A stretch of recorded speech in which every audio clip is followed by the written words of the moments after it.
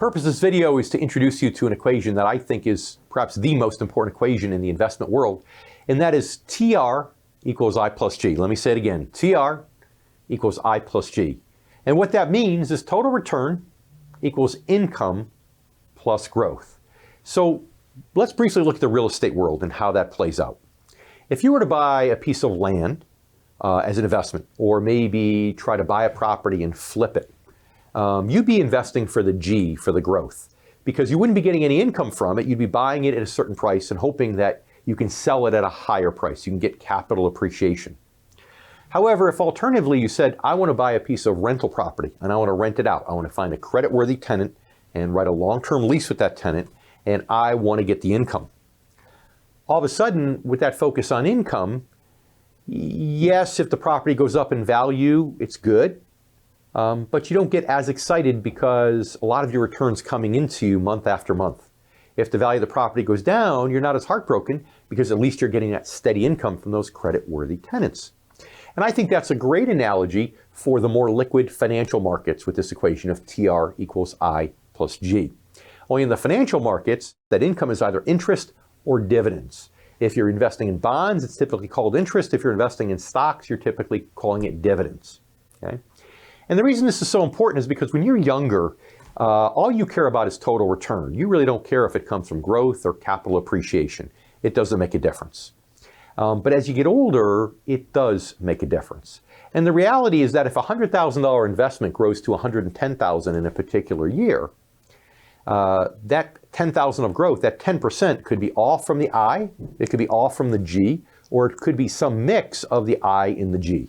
Again, the I is the part that's paid out to you as an interest or dividend. You may choose to reinvest it to buy more shares, but ultimately it can be paid out to you. And the G is the increase in the share value. So again, as you're younger, all you care about is getting total return. You really don't care which component it comes from because you're going to reinvest it all. But that's in the accumulation stage of your life.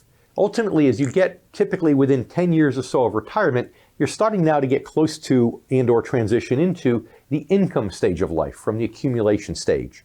And that's where all of a sudden your priorities change, or they should change, I should say, from total return being the primary focus to the I being the primary focus, with total return and G being a distant second priority. Why is that?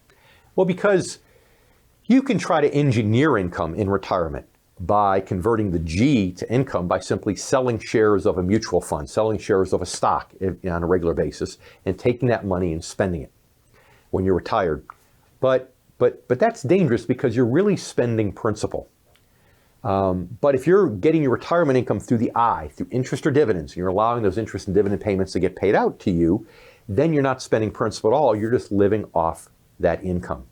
And that's why that transition from being total return focused to being I focused is one of the most important transitions that you can focus on as you get close to retirement. And one final word on that, please, please, please don't wait till last minute, because if you wait till last minute, if you literally think, gee, the month I'm going to retire, I'm going to make this transition with my investments from being total return focused to income focused, that could work, but what happens if you got in a stock market like 2000 through 2013? Where the market was basically underwater for 7 years on the first half of it, and then 6 years on the second half of it.